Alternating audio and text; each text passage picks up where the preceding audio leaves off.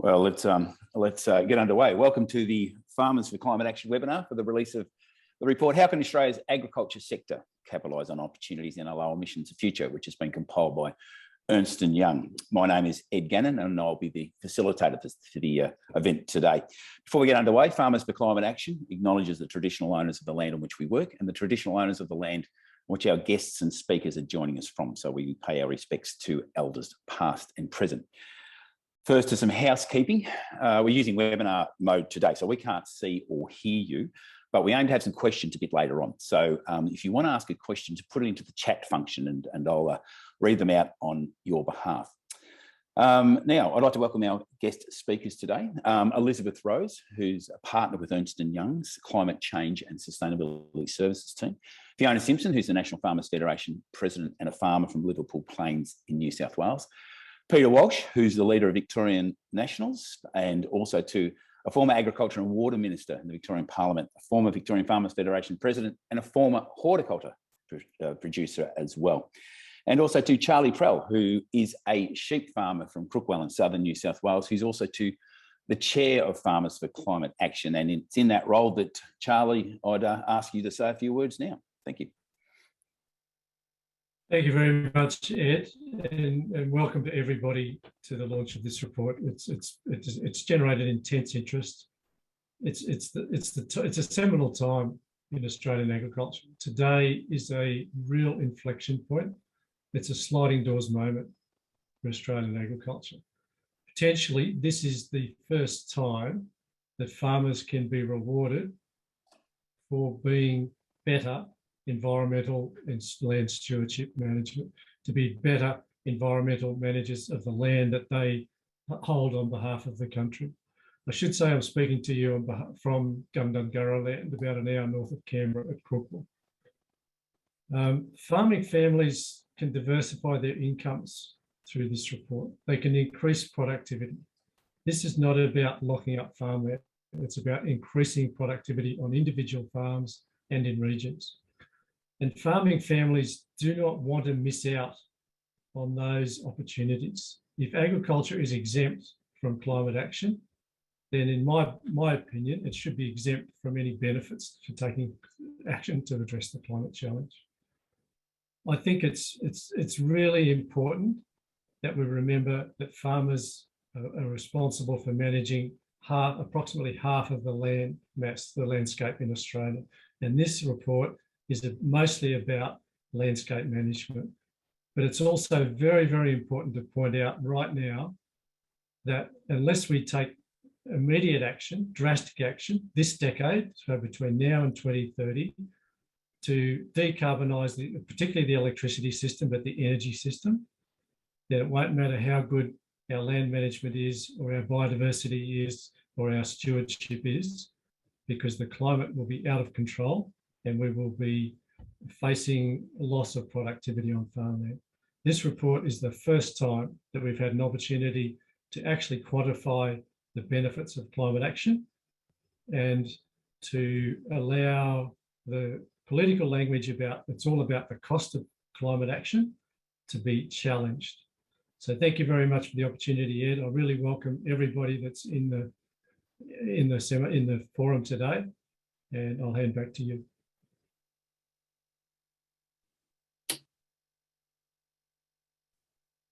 Have we lost Ed? Bear with us while we just find where Ed has gone to. I'm sure he'll be back online in just a moment. I'll continue to fill in the space. Farmers for Climate Action in 5 years, from 2016 to 2021, has grown from a small group of people who are really concerned about the lack of action to address the climate challenge in Australia, to being now when I sit here, I'm speaking on behalf of more than 6,200 farming families across Australia.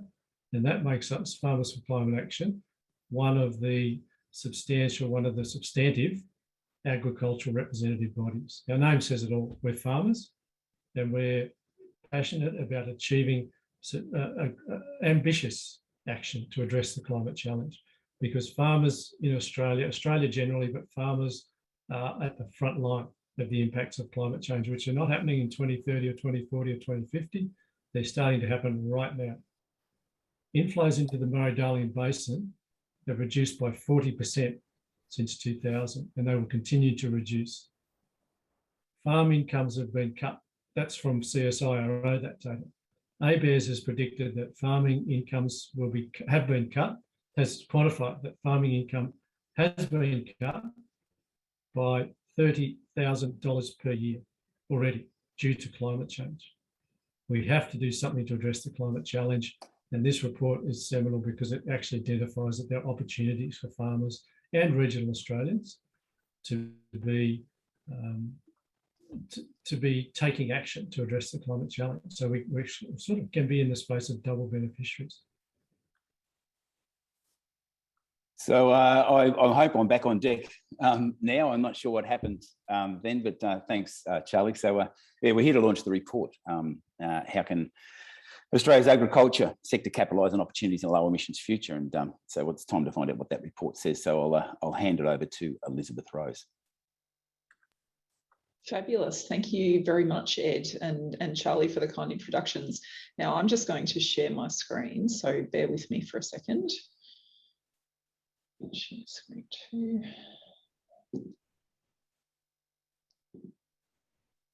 Fabulous. So look, thank you very much for the introductions. And look, in addition to Fiona and Charlie and the team, I also wanted to put my thanks out there to Claire and Cam, and also the numerous stakeholders that we engaged with throughout the process of pulling together this report. We worked closely with the NFF, MLA, Dairy Australia, the Carbon Market Institute, AgriFutures, the Grattan Institute, Pork Australia, the Grain Growers and Climate Works, amongst many other organisations. And we greatly appreciate the data, the information and the challenge that these organisations provided to us as we pulled together our analysis. I'm particularly excited to present this report because we see this as an easily achievable pathway for Australia's agriculture sector in a low emissions future. As stewards of around about 55% of Australia's land, farmers play a critically important role in the transition to a low carbon economy. This is a high stakes game for farmers. You're the business people who are most affected by the physical impacts of climate change, such as extreme temperatures, drought, changes in rainfall patterns, bushfires, storms and cyclones. And as mentioned by Charlie, you're already seeing productivity impacts from these extreme weather events. We absolutely acknowledge that the sector will have to continue to produce greenhouse gas emissions as you provide the high quality food, fibre and materials that we need, that the world needs. However, improving the efficiency of production and the effective use of land will allow the sector to act as a key pillar of Australia's decarbonisation pathway. In fact, there's an opportunity to generate significant additional income through generating carbon credits by storing carbon in soils, vegetation, and harnessing traditional burning techniques. We know that and acknowledge that the Australian government already has a portfolio of initiatives related to climate change, including the Emissions Reduction Fund and the Agriculture Stewardship Package.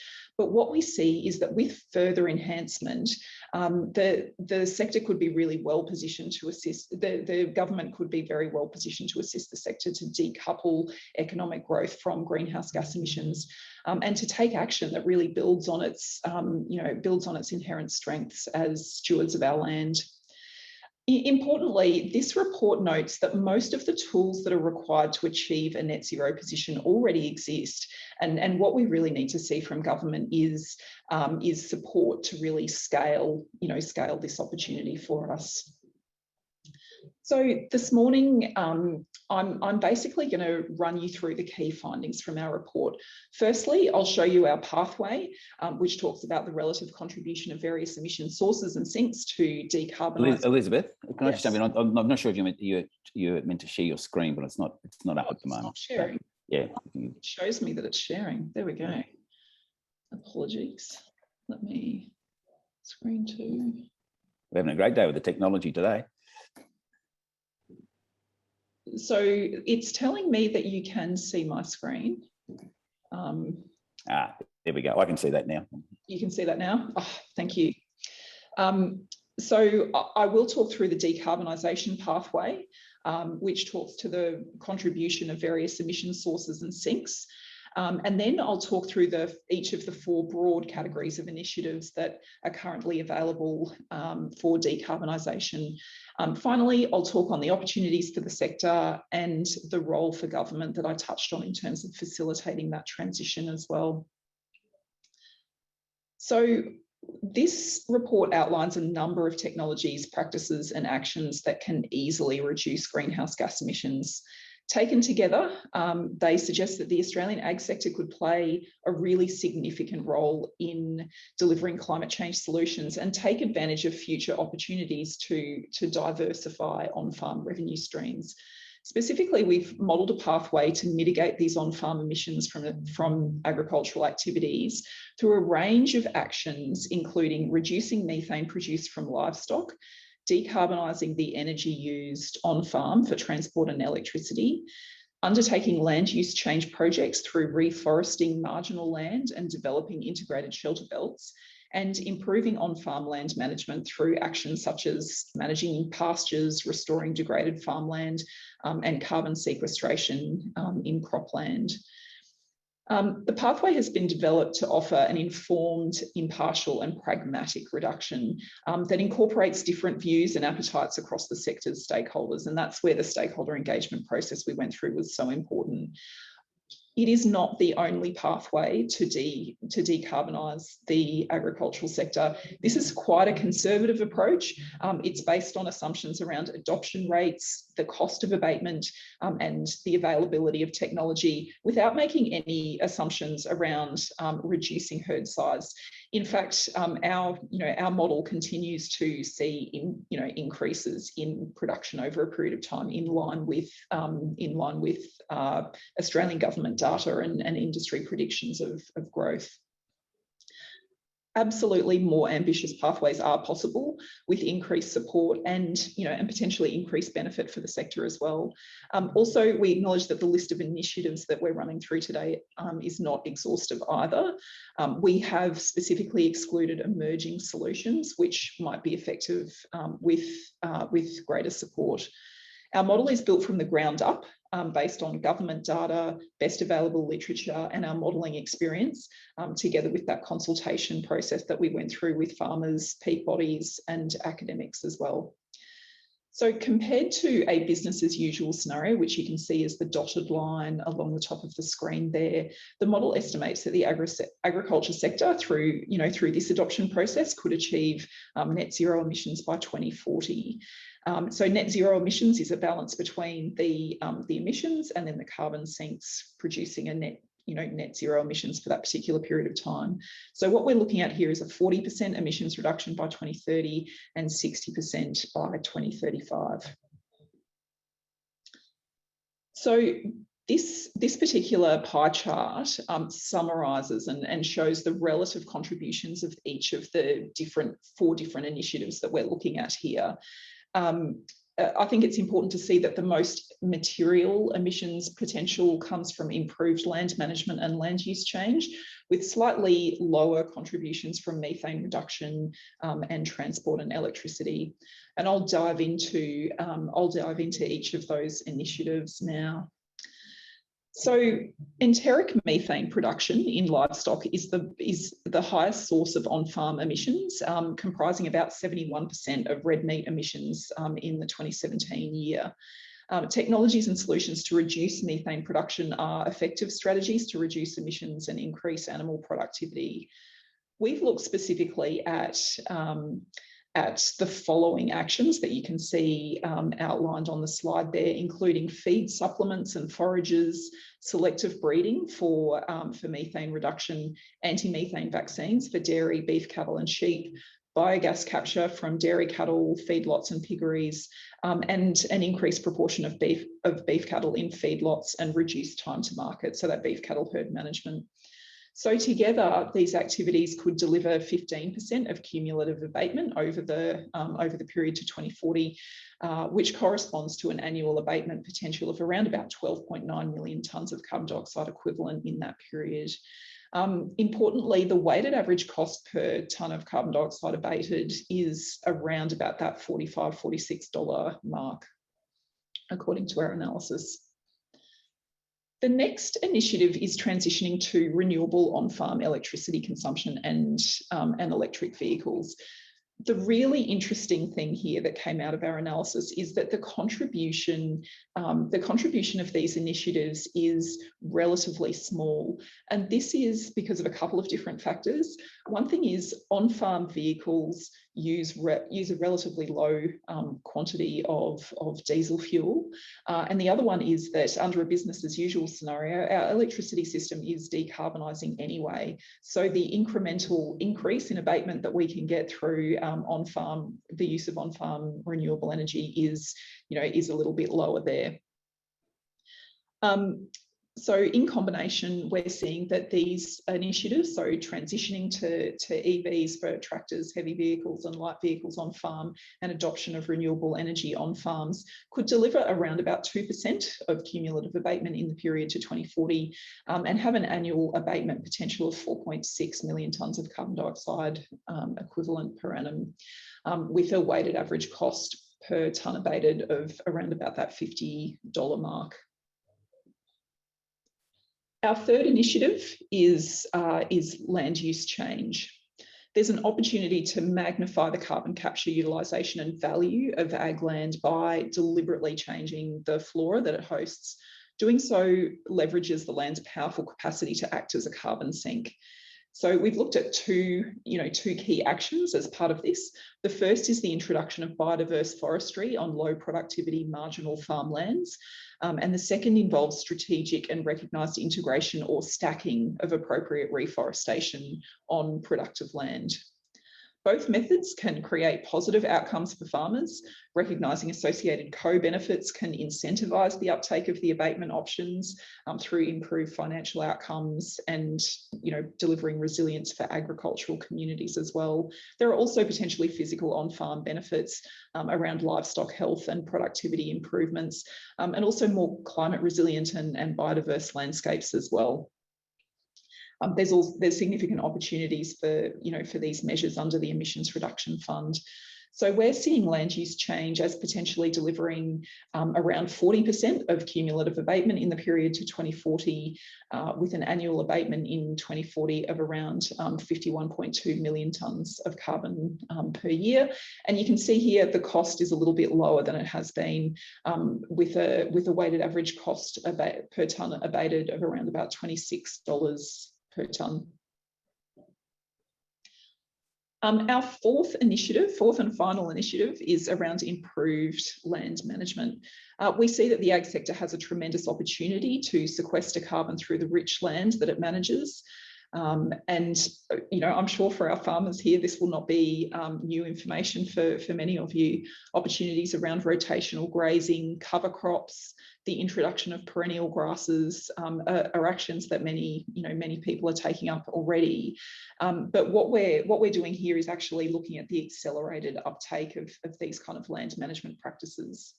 We're seeing that this could build resilience of ag communities, contribute to national emissions targets, and compound the benefit of other abatement options through reduced emissions from livestock.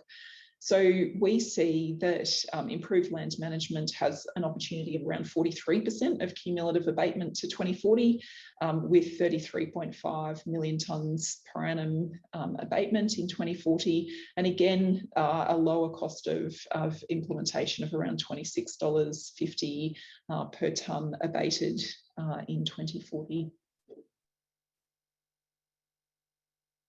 So transitioning the ag sector to low emissions has many benefits, and we've highlighted them on this slide. Firstly, many of these activities enable diversification of on-farm income through generation of ACCUs and potentially payments for co-benefits, which we're seeing in many state and territory jurisdictions as well. Secondly, these actions will result in healthier ecosystems and higher quality and quantity of produce, which improve financial returns for farmers, and also provide increased employment opportunities in our regional communities as well. We also see that there's potential, potential enhanced market access for, for our products that have, a very clean, green reputation as a healthy and sustainable produce source. Finally, these actions can enable resilience in regional communities that are reliant on the ag sector for their prosperity. Many of these actions provide certainty around on-farm revenue, which is particularly important during periods of drought, for example. This results in compounding benefits for farmers in regional areas, particularly those areas that may be feeling the squeeze of diminishing productivity due to climate risks that we touched on previously. So what do we see as the next steps here? And I think what we wanted to highlight is that the agricultural sector really is keen. Many people in the ag sector are really keen to capitalise on these opportunities. And we've started to see many state and territory governments establish programs and incentives to really drive agriculture's participation in low emission solutions. However, we see that there's a real need for coordinating action from the federal government to support that. Specifically, we've highlighted 3 broad areas that the feds could undertake to support regional Australia through transitioning the ag sector to low emissions. The first one is around coordinating efforts across the sector through providing guidance to ensure robust standards and practices are transparent and fair, establishing partnerships to accelerate knowledge sharing across the sector, which is just so important for understanding the opportunities here, and investing in infrastructure that could enable market access. And a great example there is spatial data, which could potentially reduce administrative burden of participating in programs like the ERF. Secondly, incentivising and rewarding actions that align with the overall low emissions goal while creating jobs and economic growth. So expanding the emissions reduction fund through new methodologies and funding, enabling the stacking of ERF methods at a landscape level, establishing a transparent and connected carbon market to drive demand for these initiatives. And our final pillar is around investing in innovation to drive the uptake of these initiatives. So this could be achieved through continued investment in R&D, working closely with industry to understand how uptake of leading technologies can be accelerated, and providing financial incentives to farmers and communities to invest in leading technologies and efficient on-farm practices. So, in conclusion, I really hope that this low emissions pathway for the ag sector can drive constructive discussion about the role that our farmers can play in decarbonising our economy. This pathway describes significant opportunities for the sector to diversify revenue streams, to improve productivity, and to really build resilience to the physical impacts of climate change. So I'm excited about the next steps of this debate and look forward to engaging with many of you. Thank you. I'll hand back to you, Ed. Thanks, Elizabeth. And there's been a couple of questions asked in relation to where can you get the report. Well, it's on the Farmers for Climate Action website, but it's also to the link has been put into the chat as well, so you can grab that. So look, it's time to move on to our panel discussion. Elizabeth is going to stay on deck. We've got Peter Walsh and Fiona Simson on with us at the moment. So I'll kick off with you, Fiona. What are your thoughts on the report? Yeah, thanks, Ed. Look, I always think that reports like this are great contributors to a discussion. So it's not a starting point, it's not an end point, but it will really help to, I think, flesh out for lots of farmers who are wondering about, what this means for them, what this lower emissions economy, the global lower emissions economy might mean for them, and to really start putting some practical examples out there about what's happening whilst we paint agriculture as a huge opportunity and not the bad guy in this instance. And so there was a few things that as I was going through, I sort of agreed with strongly. And there's a few things that I've got some question marks about. I mean, I think, yes, I totally agree with Elizabeth that this is a high stakes game for farmers. We are at the forefront of dealing with the climate, the variable climate on our farms. And so very much it's a high stakes game. Is it easily achievable? No, I had a bit of a question mark to a cross about that, because I don't think that it's as easy as it sounds. Also because some of the tools, again, a question mark around, do the tools exist already?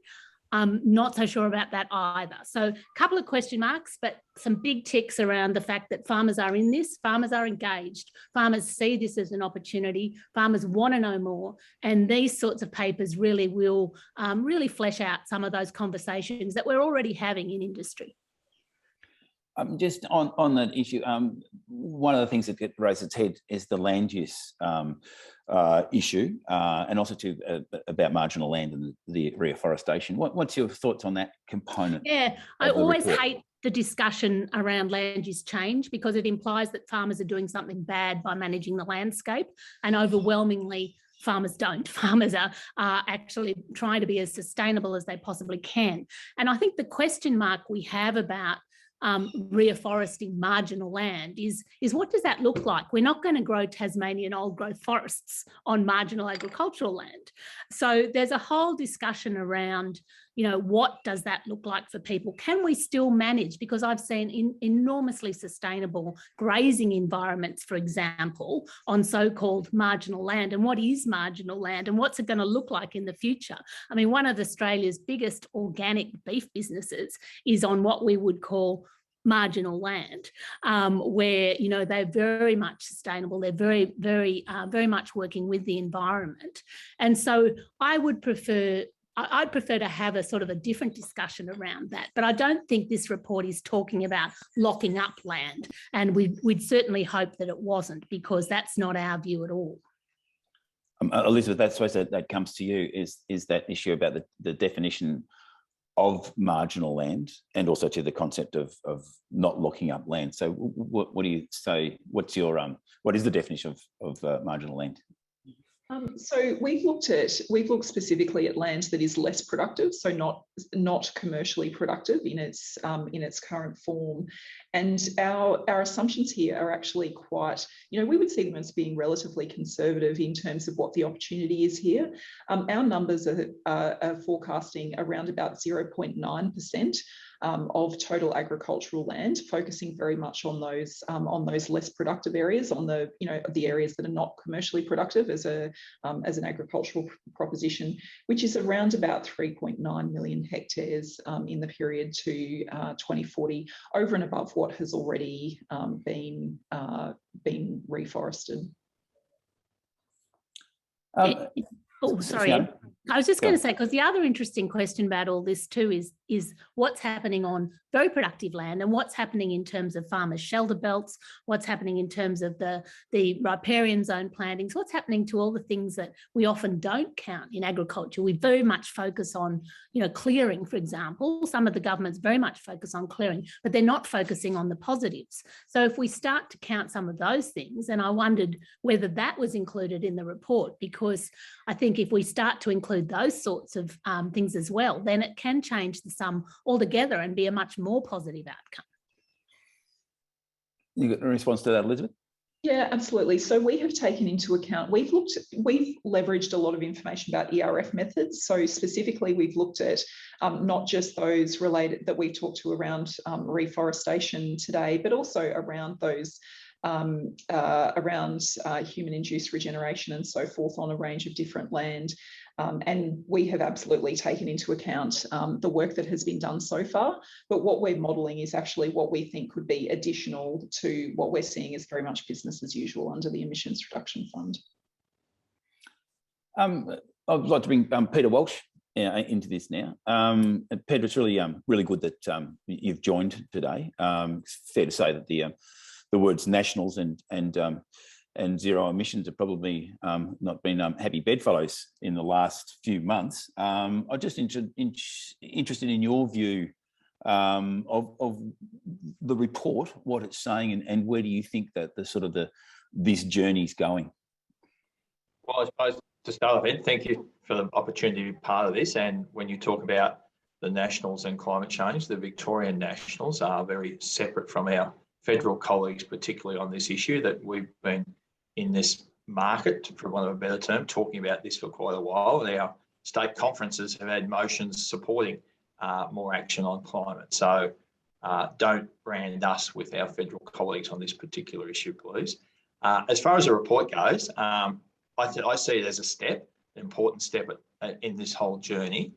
And I suppose I just share with the people online, if you go back to the start of Landcare, it was farmers that actually drove that before governments and corporates took over the brand. And that was about improving the soil, improving the productivity on soil. It was about deep-rooted perennials on a denuded hill at Wingelock, southwest of St Arnaud. So I actually think this is a real opportunity for farmers to show how good they are at land management and actually achieving the things that are needed to store carbon and to make our contribution to climate action. I think it's an important step, but it is only a step.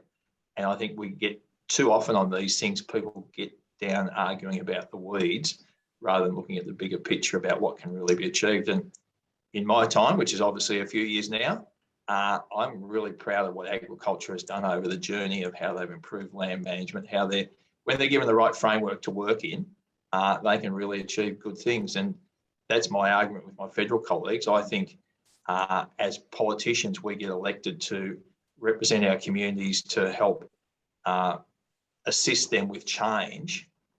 What I see happening now with big corporates, and agriculture is the biggest corporate in Australia if you put it together collectively, we actually haven't got a federal government framework or a state government, coordinated state government framework to actually make decisions in. So a lot of people are making millions, billions of dollars worth of decisions without a really clear framework to work. And that's what I'd like to see our politicians, actually, including myself, actually be part of providing that framework for people. So on that point, you've been correspondence with your federal counterparts. Why is there the resistance to, you obviously have a very different view from what the federal leader of the National Party, Barnaby Joyce, has in this issue. What sort of things do you say to it? Why is that difference? Well, I suppose it's how you approach this particular issue, and stick to this issue. My view is that as leaders, as political leaders, we are there to help with the debate, set the framework, empower industries, empower people to get on with whatever has to be done within that framework. Whereas without putting words in Barnaby's mouth, I think you could say that he has said, come and show me what it costs agriculture before I'll talk about it. I just don't think that's the way to drive the debate forward. As I've said to him, as the Deputy Prime Minister, you are in a very opportune spot to actually help agriculture to drive this debate forward and make sure there is a framework that doesn't disadvantage people but actually delivers the right outcome. Fiona Simson, the issue, the report deliberately refers to low emissions, not zero emissions. Is this sort of a way to go? And it also talks about the practical way of doing, of getting to the goal. Is that the right way to go, do you think? Yeah, look, absolutely. Overwhelmingly, at the end of the day, farmers set targets and work towards those things. And the reason that National Farmers has been so engaged in this policy space is because our members are already, increasingly engaged in it. The commodities have already set their own targets. The government, as Peter Walsh just said then, we need the frameworks to work towards, but it's not just about our sector. So our policy is around a whole sector goal. Sorry, not a whole sector, a whole economy goal, because we need others to do that heavy lifting as well. And we think that, when we look back at Kyoto and other times in this discussion, sometimes agriculture has really been at the pointy end of the discussion, and we've not engaged in that discussion, and we haven't been able to benefit from some of the opportunities that are there. So it's not just about ag, it's about electricity, it's about energy as well. And we need to focus on the lowering of emissions, and we also need to look at the sequestering of emissions. We have to look at the whole carbon cycle, Ed. And I think sometimes, when we talk about net zero, people forget that it is an equation, that there are emissions and there's also sequestration. And there's a lot of work yet to be done in the research space, and a lot of work yet to be done in the methodology space. I mean, this report talks a lot about the ERF, but there's a lot of other opportunities potentially as well. And I think right now it's really important that we focus on, how we lower the emissions. Yes, we need the targets to work towards, and we need to be able to set up our businesses and frameworks to work in there as well. But it is about, doing the whole cycle. It is about looking at where we can best contribute and where we can best do things that are best for our farms as well, and our businesses and our environments here on our farms. So it's about the whole conversation, I think.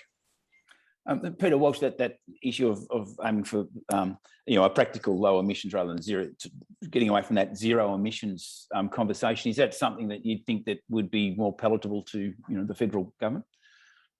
Well, I can't answer for the federal government, Ed, but I suppose from a Victorian point of view, our side of politics has signed up to the zero by 2050. This report sets out practical ways that, with technology that's available to us at the moment, but I'm also a great believer that human ingenuity will find new technologies that will enable us to achieve those targets.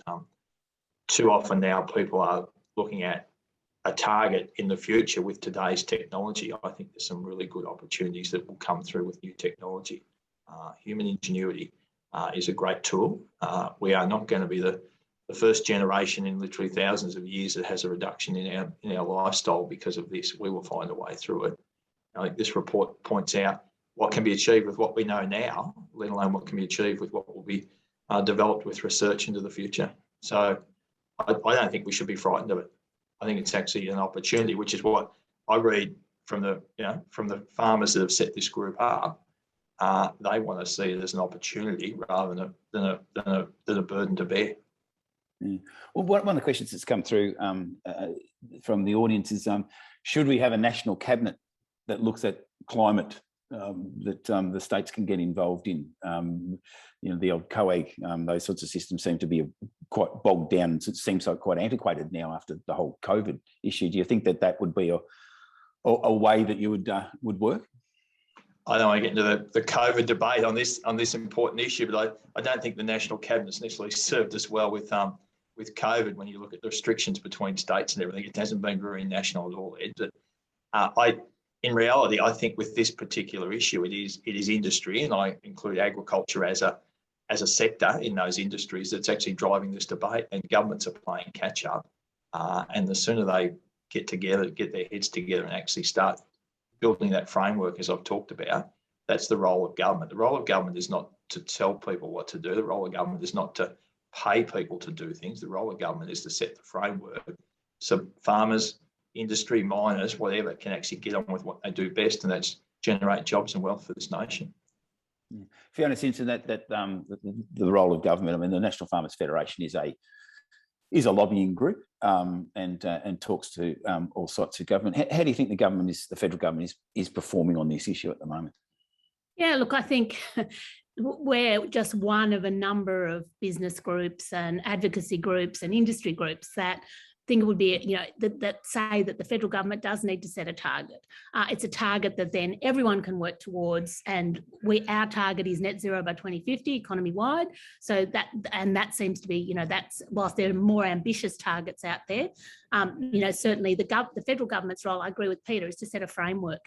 Yes, we need a national approach, but we are a federation, much like National Farmers Federation. We are a federation. We do have state governments that are setting their own targets. We do have industries that are setting their own targets. Now, if all that was to happen in a national framework, then it would really enhance the work that the federal government's doing in the space already, in terms of things like technology, the research. Right now, there is quite a lot of work going on behind the scenes, albeit they talk about a reluctance, and that there's a lot of political mileage being made from this not setting the target. But in actual fact, if we actually set the target, then all the other work that's going on around the research, the technology, the things that are actually going to help farmers and that we absolutely need help with if we're going to achieve some of these opportunities that Elizabeth talks about in the report, then I think it would actually just take, we could all get on with it.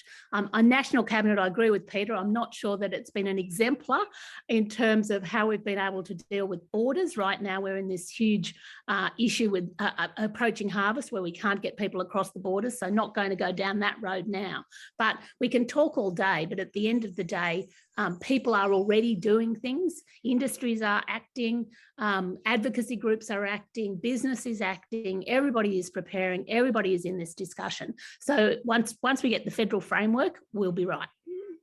And on that, from what we're hearing from Europe and the expectation that other customers will follow is that there's going to be no choice, in the sense that we're going to, the farming and the farming industries are going to have to act to what their markets are saying, isn't it? Yeah, and we do that all the time. So already we know as farmers that animal welfare is incredibly important. We know that environmental sustainability is incredibly important. We now, we just add that to the list of things that are incredibly important and maybe mandatorily required by our customers. So we can do that, and that's one of the reasons why I've been just keeping an eye on some of the chat. There are already people who have carbon neutral farms, who are doing the sums on their farms, who are understanding the carbon cycle on their farms and actively engaging in this space. So, it's something that we do all the time. We do it in response to regulation, and we do it just in response to consumer trends. And so that's why I'm really comfortable that we can really step up in this space too. Yeah. So there is, and as you say, there are farmers that are doing this, and they're very aware and they're very active, and they're on it, as you can see from the chat, and this group that would be the ones that are most aware. Where do you see the general farmer in their carbon journey? And one of the questions that come up there is that what is the understanding?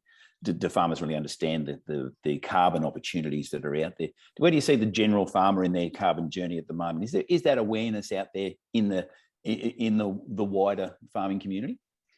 I think it's a really, really complex topic, and I think it's so easy to get, as Peter said, into the weeds, but also into the political weeds about this issue. Most farmers, particularly cropping farmers, but also livestock farmers, we're really interested in healthy soils, in healthy plants, in healthy animals. And so even, taking, the discussion around climate change, the two words out of it, people are intense and have been, intensely interested in putting carbon into the soils, and doing that for some years now. And so one of the discussions we have, and it's raised in this report all the time, is that it's not just about how do we get around this whole what they call additionality thing, and how do we actually reward farmers who are doing the right thing already?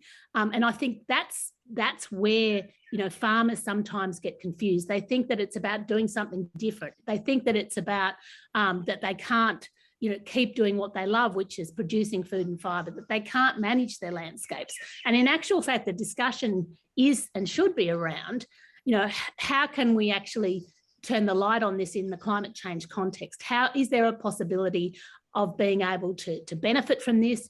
We're doing it already because it's the best thing for our farm and financially rewarding too. So how can we actually have that conversation in that context? And how can we give farmers enough information that is like this report? And that's where this is good. And there'll be, I'm sure, many more reports like this that can actually feed factual information into farmers so that they don't have to just get all their info off social media, but can actually get some really factual information about what the lower carbon economy looks like for them and how they can contribute.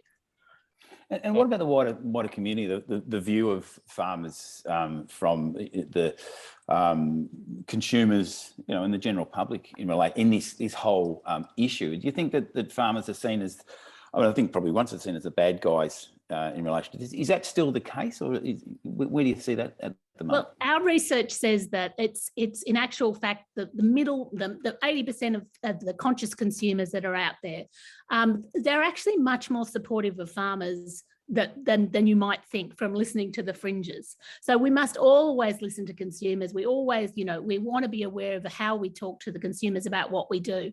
But I actually think there's a much bigger awareness now of farmers' role in managing the landscape, in managing the soils, in growing great food, in growing great fibre, in being one of the most low carbon. If we talk about our dairy industry, our pork industry, globally, we are one of the lowest emitters. We're one of the world leaders in that space when it comes to talking about emissions and climate change. So I think there's a much bigger willingness now to look at that and a change in the conversation, which is not before time, Ed. Yeah. Peter Walsh. Ed, can I just comment on that? Jump in. Yeah. I don't think the issue of productivity and this report or the climate action discussion are mutually exclusive. I think they're actually supportive of each other. That if you increase the quality of the animals you run, you increase the yields of the crops you grow, with some of the things that are being talked about, you actually get more product for less carbon. I give farmers a lot more credit than other people do, that if they've got the tools to work with, they will embrace technology as fast as possible. The changes we've seen in agriculture, whether it be animal production or crop production over the last 20 or 30 years, is phenomenal. As I drive around the country, as I do a bit, or used to do before we had COVID restrictions, I just am, so pleased to be part of an industry that's done what it's done so far. And I see this just as another step in the framework of the tools that farmers will have to do it even better in the future. I think farmers will embrace it. Don't talk about it that you've got to do it for climate action. Talk about it in the context of this is the productivity improvements you'll get by doing these things. The issue around shelter belts, which was touched on earlier, shelter belts of strips of trees, shelter belts actually improve productivity. They don't lock land up. They actually make sure the rest of the land is being used more productivity. Soil carbon. Croppers have been right into this now. Direct drilling.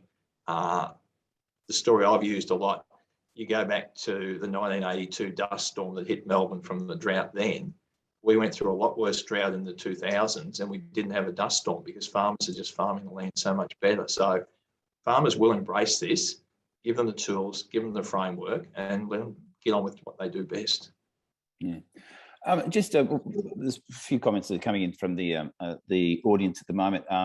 And Elizabeth, this might be directed to you. Just comments about the soil sequestration.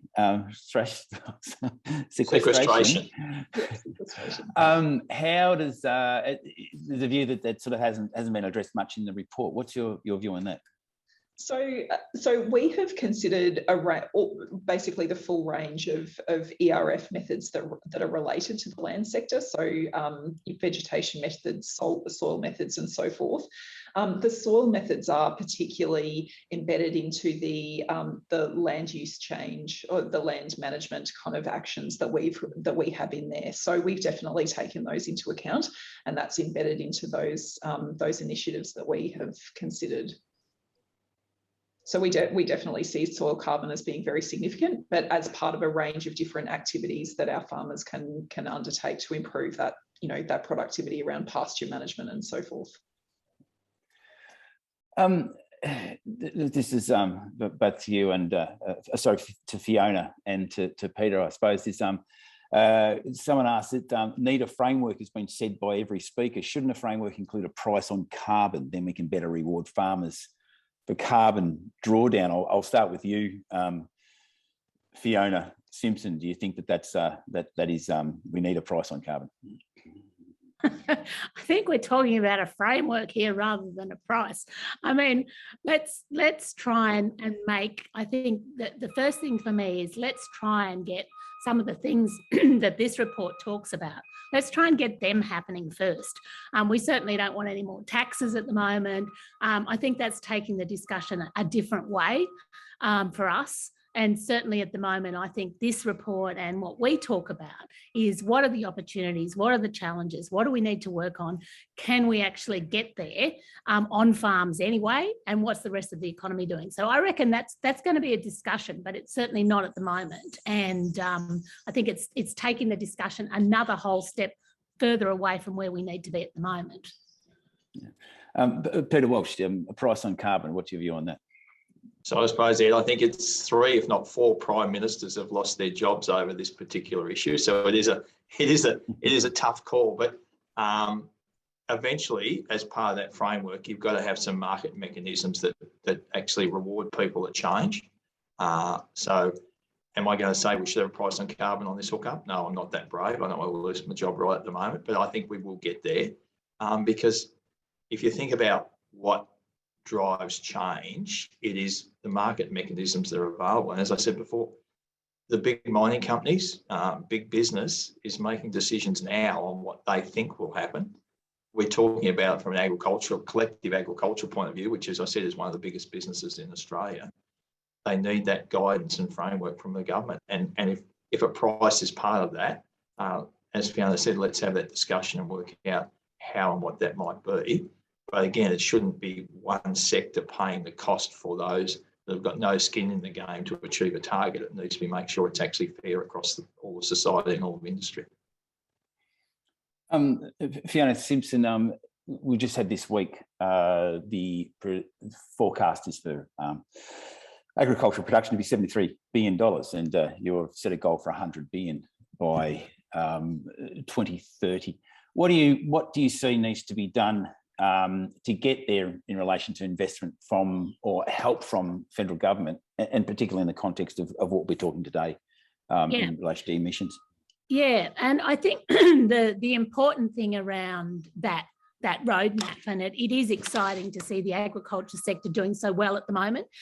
We've all had a really tough time with the drought particularly, so it's nice to be emerging at a time when things seem to be going better for us.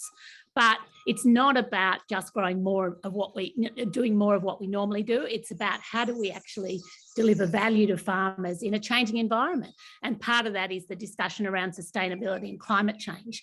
And I don't think I saw a comment come up in the chat room about that I seem to have may have a different definition about sustainability to FCA. I don't think that's the case at all. NFF has to have a broad definition around sustainability because we're dealing with a whole lot of issues.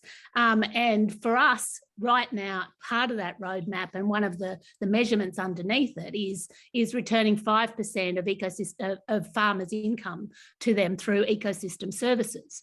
Now, that may include carbon.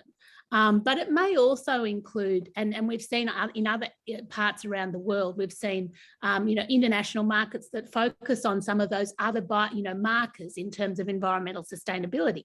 So, whether it's biodiversity, whether it's, water quality, whether it's your soils and what they look like. And I think any of those things are going to return a healthier environment in terms of carbon as well, but they may also be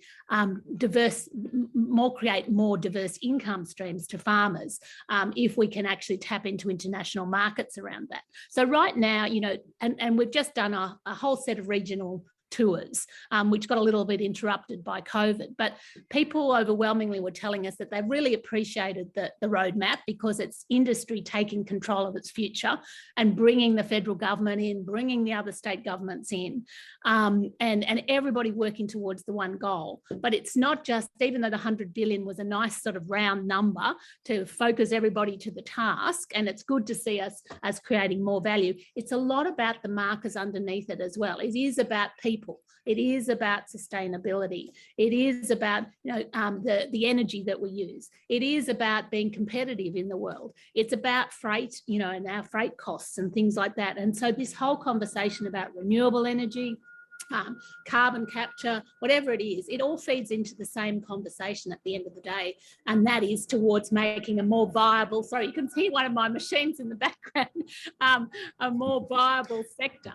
And a sector that is growing and strong in the face of climate change and global change, than we have now. We think the future is very strong, and that's what the roadmap was about. We've only got a minute or so to go, so I'm going to put you on the spot, Peter Walsh. This report is Farmers for Climate Action would really like it to make some inroads into Canberra. What would be your message to your federal colleagues about what this report is saying and where ag should be going? Well, I think this report and some of the polling that's been done more recently, society and rural electorates included want more action on climate. I think that's the very clear message, and some of it's a generational issue. One of the farmers that was on a hookup that Fiona had me on earlier, 3 generations have very different views around this. The younger generations of Australian want their governments to do more on climate, and from Victorian Nat's point of view, we've heard that loud and clear, which is why we spent a few uncomfortable weeks in the media when there was a change of leadership in the National Party federally, but it was important to stand up, and we will continue to stand up.